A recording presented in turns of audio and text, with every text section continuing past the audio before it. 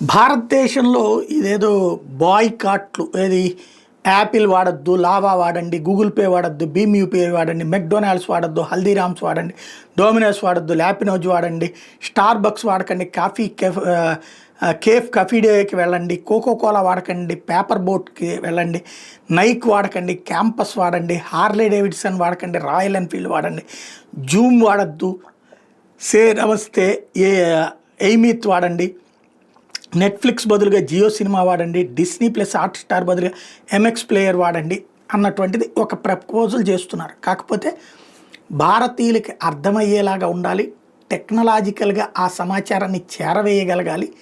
మనం ఫెయిల్ అవుతున్నది ఏంటంటే మన సంస్థలకి మన ప్రభుత్వాలు తోడు నిలవు, మన సంస్థలని మన ప్రభుత్వాలు ప్రమోట్ చేయవు, మన మీడియా సంస్థలు పట్టించుకోవు.